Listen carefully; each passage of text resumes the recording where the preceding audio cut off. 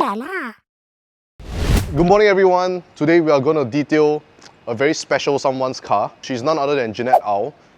We are right here in the morning, very early in the morning, just to pick up her car, and then we are headed back to our showroom at Coatconut. We are located at Ubi Vertex. What we're going to do with Jeanette's car is that we are going to ceramic coat it, but before the whole ceramic coating process at the end, we want to show you guys what we'll be doing along the way, how we'll be detailing the car, how we'll be cleaning the car, and also ultimately how we're going to polish the car to remove most of the scratches and most of the watermarks. I'm not sure if there are currently any on her car, but what we'll do is when we walk through her car later, I'll be sure to show you guys the blemishes and the imperfections that we will look and strive to remove throughout the day. So let's go check it out. Alright, right now we have reached back to our showroom. This is where all the work is done. Right at the back here, we have two washing bays where what we do is we prepare the car, especially the surfaces, for the ceramic coating process. So basically what the team is doing now is we are cleaning the rims first. So what we are using is we're using an iron decontaminator to brush the rims and clean the rims. Thereafter what we'll do is we'll foam the car, we'll snow foam the car with shampoo, and then we'll start using this thing called the clay bar or the clay cloth to clay the surface of the car. So what this does is, firstly, it smoothen the surface of the paintwork. Secondly, if there's any stains or if there are any particles that are stuck on the paintwork, the clay bar, which is a bit rough on the surface, will remove most of these things on the surface before we bring it in for paint correction and the polishing process. So let's go. Okay, let's go. Alright, so as you can see, right, the rims is a bit black and there's a bit of a purple color residue that is forming. So what is that essentially, right, is that the iron has reacted with the brake dust of most cars. So of course when there's brake pad, there are brake dust, right? So generally for Continental makes, there will be more brake dust present. So you can see, like, this is a Mercedes, right? So there's more brake dust when you wash it with an iron decontaminator. So right now, what we're going to do next is we're using a pressure washer where the pressure is pretty strong. Pretty strong in a way that, for example, if we were to use the pressure washer and it comes in direct contact with your feet, right, what it does is it will cut into the skin of your feet. So that's how strong a detailer's pressure washer is supposedly supposed to be. This process, what we're doing now is we are spraying down with clean water on the car first. After spraying down with clean water on the car, what we do is we spray a pH neutral shampoo. Generally, as a detailing company, what we do is we use a pH neutral shampoo. So why pH neutral shampoo? You do not want your shampoo to be too acidic that subsequently it affects the paintwork or a clear coat if there's any clear coat on the paintwork. This is how a clay cloth looks like. So it's a cloth on the outside and it's the clay surface on the inside. So the clay surface, right, if you use your hand to touch it, it's actually a bit rough. It's a bit rough. That's intended. So what generally a clay cloth does is, like I mentioned, it removes most particle on the surfaces. It smoothens the surfaces before we even get down to polishing. So most particles and most cleaning processes, this is one of the most crucial parts. Alright, so we mentioned about the paint surfaces, but however we've not mentioned about the glass surfaces. So for the glass surfaces, right, generally what we use is we use a 3M Microfine sand sponge. So basically, it's just a very smooth sort of a sand surface. So what generally does is the same thing. Same, but different. It removes most particles and contaminants of the glass surfaces and smoothen the glass as well. For the next step, what we'll do is we will be spraying down the car and washing away all the remnants of the shampoo and also the dirt with this pressure washer. Let's go.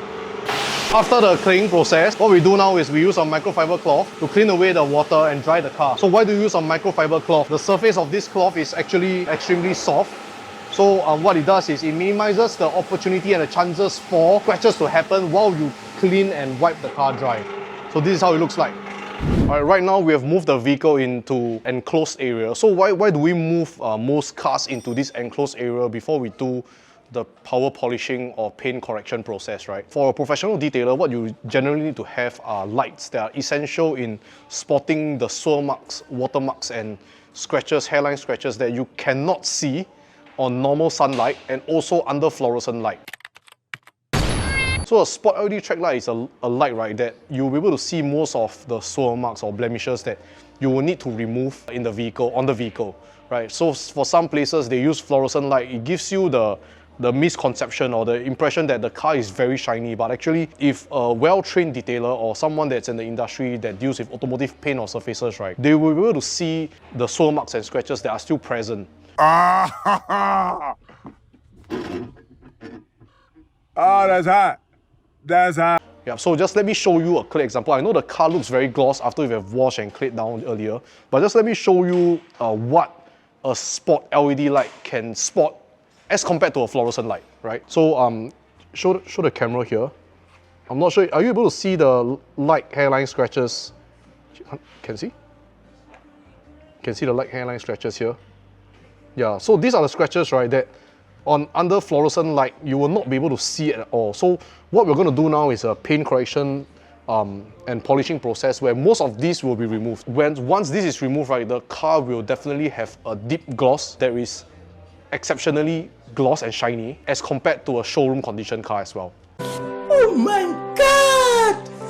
Wow! Most detailers, they use fluorescent lights as well. So I would say personally, this is what I feel. The fluorescent light is what we use as a presentation process to customers during the handover. The fluorescent light should not be the primary source of light in detailing and paint correcting a car. Right now, still a lot of work to work on. So if you look at this, you see, here got lots so much. Sometimes people don't show all this when they're detailing the car, right? Because you take picture from far, cannot see what. So now you must show them very close.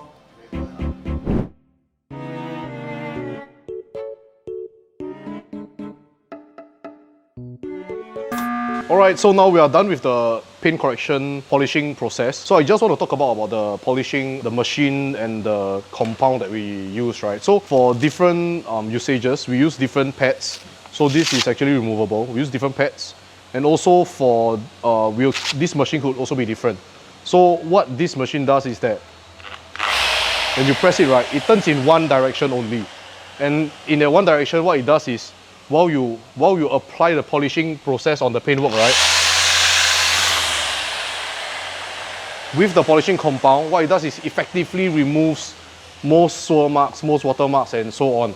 Of course, what you pay a very experienced detailer to do is knowing and having the knowledge to know what kind of pads to use, what kind of machines to use in removing the swirl marks and watermarks most effectively. So for example, if let's say there is a certain swirl mark or watermark there that I cannot remove at all. If I just keep on using this, right, it may not even remove it at the end of the day. So knowing the different kinds which we will share on later episodes is very important, and it's also important to know that your detailer knows how to use what in which situations.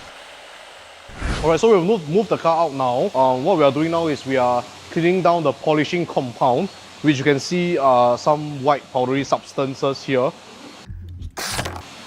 So what we're essentially doing now is washing off all this compound, bringing it in for a detailed detailing session, which means it is where your basic interior vacuum happens, your leather conditioner and care, your leather coating even, glass coating, and that's when the ceramic coating goes on as well. So what we're going to do now is, after we wipe down, we're going to spray down with water, with clean water, and after that we'll move right back into an indoor compound, a closed compound, and that's where the actual final touches and the ceramic coating happens. Alright, so we just finished ceramic coating the car. What we do for our ceramic coating process is that we apply it to an air spray gun, and then what we do is we adjust the air pressure before we spray on the ceramic coating. Compared to contemporary and more traditional shops, which they use a sponge generally to apply the coating on the car, we use a spray-on coat because we feel that internally, as a surface area thing, it's more even, firstly. Secondly, it's also it's more of a productivity thing.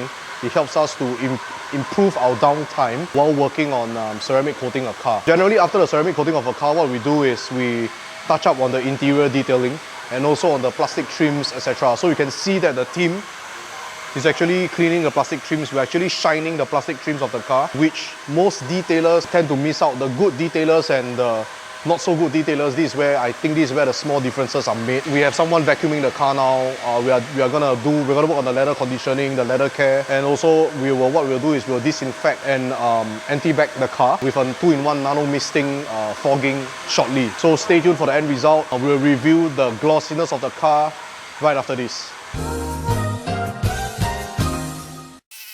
Alright, it's the end of the day now. It's about 6:15. We have completed the car. It has been paint corrected, it has been polished. We have ceramic coated the car, we have detailed the car. The interior is perfect, the car is as good as new. Let us show you the end result.